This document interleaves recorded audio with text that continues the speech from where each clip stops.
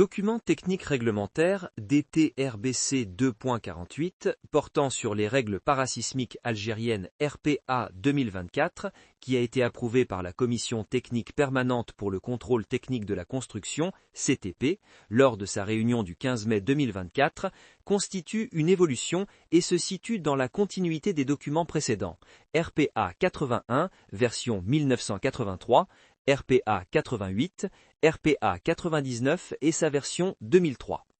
Il se veut en fait une actualisation devenue nécessaire après près de 2 décennies de pratiques riches et diversifiées de la part des scientifiques et techniciens nationaux, des bureaux d'études et de contrôle, des entreprises et des institutions de formation supérieure.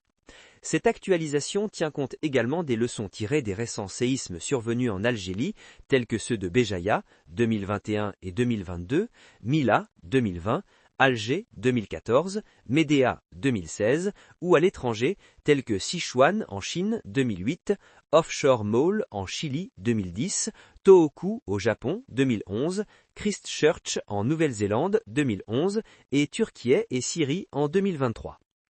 Le présent DTR a en outre bénéficié des grands progrès de la recherche, notamment dans le domaine du génie parasismique, aussi bien au niveau national qu'international. Globalement, les considérations essentielles qui ont guidé la présente révision sont multiples. Continuels incréments de connaissances scientifiques dans les domaines du génie parasismique, prise en compte de l'évolution récente de la réglementation internationale en la matière, réponse aux questions et remarques des utilisateurs des RPA, valorisation de l'expérience acquise dans la pratique du génie parasismique, harmonisation du DTR RPA avec les autres DTR complémentaires. Réorganisation du contenu du DTR RPA selon un schéma de plus en plus utilisé dans les codes au niveau international. Amélioration de la présentation du DTR RPA en tant que document utilisé comme référence aux côtés des autres DTR pour la conception, le calcul et l'exécution.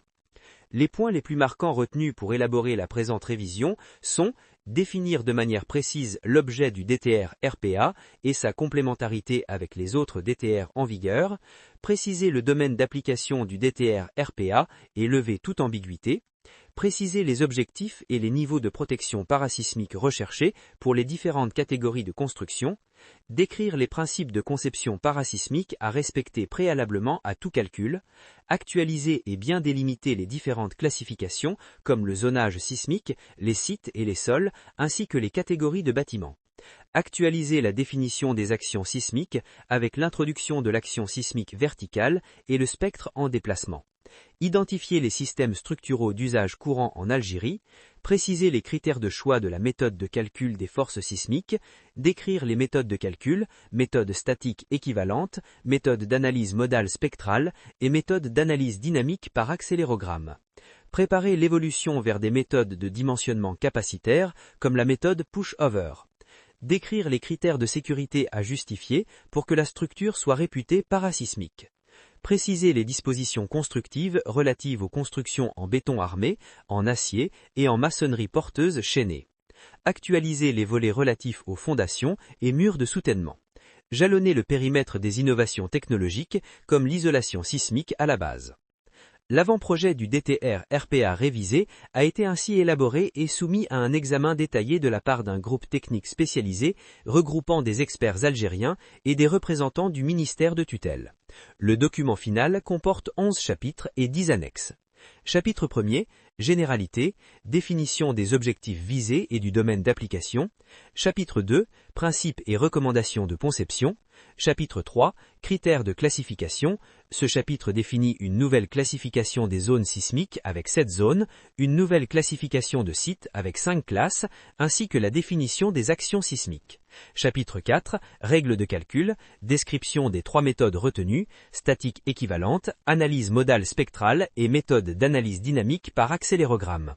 Chapitre 5, Justification de la sécurité, révision des critères à satisfaire, adoption de nouvelles combinaisons d'actions et vérification de la résistance des planchers et de la stabilité des fondations. Chapitre 6, Éléments non structuraux et équipements. Adoption d'une nouvelle section relative aux forces horizontales et à l'analyse sismique des équipements. Chapitre 7, Structure en béton armé. Nouvelle rédaction enrichie pour améliorer la ductilité et la performance sismique accompagné d'annexes sur les voiles de grande dimension. Chapitre 8. Structures en acier. Prescriptions visant à améliorer la ductilité et la performance des structures en charpente métallique. Chapitre 9. Structures en maçonnerie porteuse chaînée. Amélioration pour promouvoir l'utilisation de ce système constructif en zone sismique. Chapitre 10. Fondations et murs de soutènement. Nouvelles prescriptions pour la protection des fondations et ouvrages de soutènement. Chapitre 11. Isolation sismique à la base. Introduction d'un nouveau chapitre pour promouvoir l'utilisation de ce dispositif.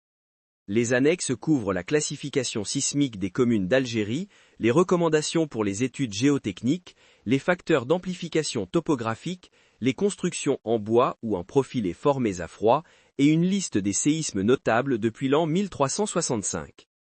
Adossé au volet scientifique et technique, le nécessaire compromis pour concilier les exigences de sécurité et l'impératif de maîtrise des incidences socio-économiques a servi de fil conducteur.